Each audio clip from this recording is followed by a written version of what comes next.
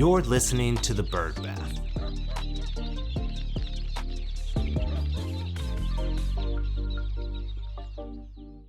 This episode of The Bird Bath is brought to you by Pearl AI.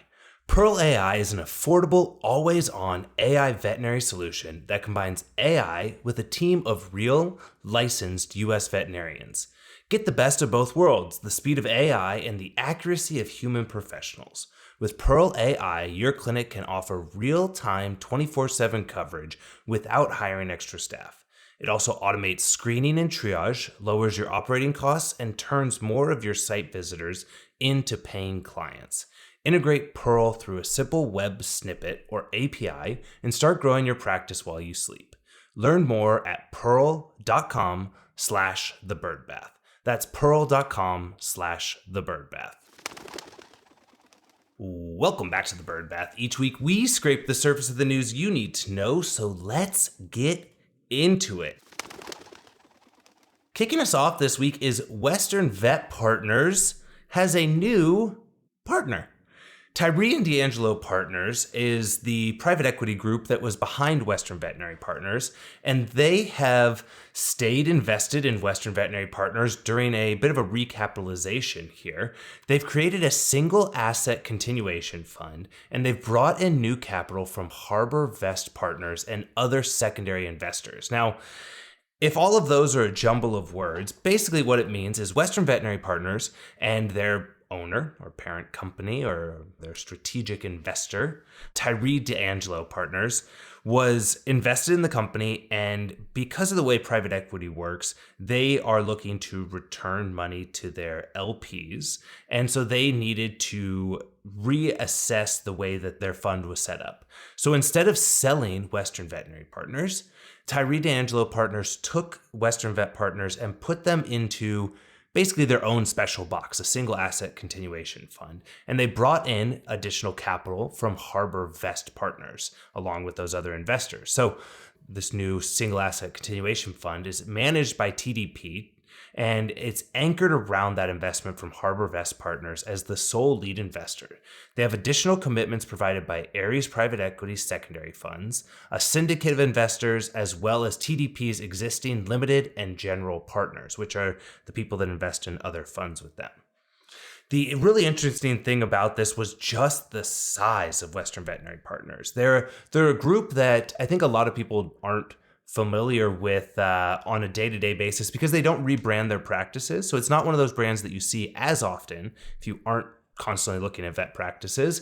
But a late 2024 PE Professionals article reported Western Vet Partners as having about $290 million in annual revenue and an EBITDA of more than $100 million, with more than 250 hospitals across 35 or more states. When I looked at this, I was really interested. I'm always, as you guys know, interested to see where everyone else is growing from. And TDP is also invested in Veterinary Partners, and they were the former investor in Heartland Veterinary Partners before they divested it in 2019. Harbor Vest is a little bit more masked in their exact investments, but they do have a small ownership stake in IVC Evidensia. So another group joining into the space here. I'm interested in this though, because it's definitely one of these ones where groups are finding new ways to bring funding in. And, I don't know the TDP team but I know that it's either an interesting one because they wanted to stay engaged and continue growing alongside Western Vet Partners, or perhaps the valuations of these groups just wasn't where it made sense to be able to sell them off to a new investor. So very interesting to see. Congratulations to the whole team, though. Hopefully all of this drives more continued growth and lots of great things for your practices. Researchers at Texas A&M and The Ohio State University published a study in JAVMA this week. The researchers ran a big secret shopper study of over 5,000 small animal practices in California, Minnesota, Ohio, Pennsylvania, Texas, and Washington at the beginning of the year, and they posed as new dog owners looking for a wellness visit. So if you are in one of those states and you're wondering why you got that wellness visit in February or April didn't show up, you were secret shopped. But they found that most people in this study could get a preventative appointment without a crazy wait time or a drive. But rural owners, or a subset of what they called unlucky callers, hit a very big wall when they were looking at accessing that care.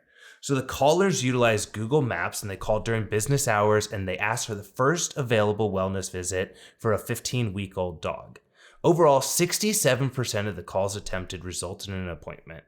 And the interesting thing here, we've been talking about, is there a shortage? Is there difficulty access to care? Overall, the mean wait time was 6.36 days with a median of 3 days. 75% of appointments were within 7 days, and 90% were within 16 days.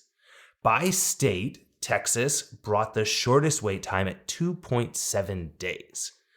The particularly interesting thing, besides just the data here, and definitely read the full report, but was that nearly a quarter of the failed attempts weren't because the clinics were full, but because the owners never got past the voicemail or very long hold music. So it's interesting, the access to care gaps from this 5,000 clinic sample was not about capacity, but it was actually about the logistics of what's happening in the clinic.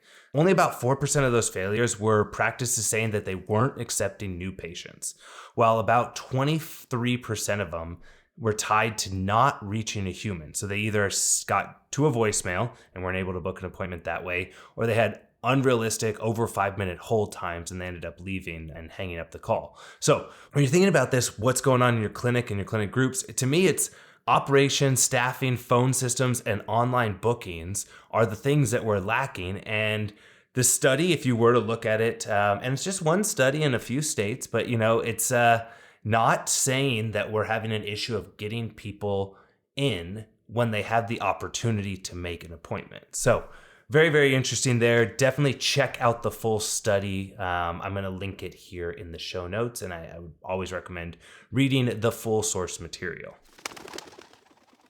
All my horse fans that listen, I don't know how many of you guys are, but if you're there, let me know. You probably knew about this one, but Chewy has agreed to buy SmartEquine from Covetrus. SmartEquine, which if you've been in the space for a while, you might have known it previously as SmartPak. They rebranded earlier this year. They're a large provider of equine health products. They're known for their proprietary subscription-based supplement programs. And put a little note there, subscription-based is what gets Chewy excited about these sort of things. They've got personalized nutrition plans and a really big portfolio of tack, gear, and therapeutic products. The team from Chewy is looking at this as a way to expand their portfolio of offerings. The business that's built on a subscription-based plan fits really well into the Chewy portfolio, as well as the fact that a lot of these equine products are extremely high margin, high revenue business models. So it makes a ton of sense for Chewy to be adding this into their portfolio. The team at Chewy Health released a statement saying, "We're thrilled to welcome SmartEquine to Chewy. Together we'll bring even greater expertise, convenience, and care as a trusted destination for the equine community." So they're expecting this deal to close at the end of the 2025 fiscal year. It has to go through some regulatory checks and approval, but everyone expects it to get through. And the question is, why did Covetrus divest something like this? Well, in their press release, Covetrus said, "This transaction enables Covetrus to sharpen its focus on its core business of delivering technology-enabled solutions that help veterinarians improve practice performance and patient care." So, compared to the story up above that we just did, we're talking about utilizing technology to help veterinarians improve practice performance. So it seems as if Covetrus is maybe leaning, as a lot of these groups have been, into the small animal side of things, and also thinking about ways to be able to help veterinarians do more with less. So interesting to see when that deal goes through. You'll see a little check mark on the screen here, and it's definitely going to be one that will be neat to see Chewy expand what they're doing in the equine world. Now, if you're one of our listeners on the pet care side of things, you've probably looked at some of the different accelerators for consumer packaged goods businesses. Now, one of these that a lot of people look at is SKU's CPG Accelerator, and they are taking applications for their spring 2026 track. SKU, which is the nation's leading consumer product accelerator, is accepting applications for the next wave of innovative CPG brands. The 12-week program is designed for market-validated brands with passionate founders and innovative products. Application deadline is Friday, December 12th. I'll put the link in the show notes so you guys can apply. And the program will take you down to my hometown of Austin, Texas, where you can meet with other founders in the space, have mentors across the country. You'll go through this 12-week program and it'll culminate in a high-energy, that's their words, showcase where founders have the opportunity to pitch a packed room of retailers and investors. If you're on the investor side, or if you're on the mentor side and you want to help some of these groups and companies get to that next level, there's also a forum for people wanting to step up and help some of the mentorship. So really cool things here. SKU has a very deep history of working with some really, really cool companies, and it's neat to see that they are reaching out and wanting to engage with more companies in the animal health world.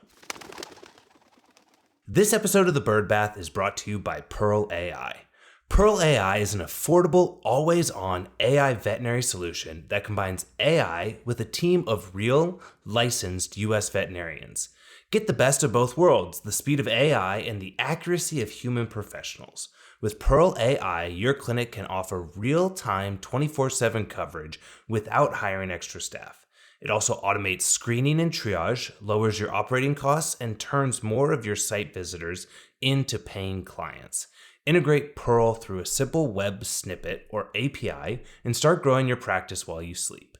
Learn more at pearl.com/thebirdbath. That's pearl.com/thebirdbath. For more on these and other stories, join us by subscribing to our Substack. There's a link in the bio, and don't miss out on any episodes by subscribing and rating the show. For The Bird Bath, I'm Ryan Leach. See you next week.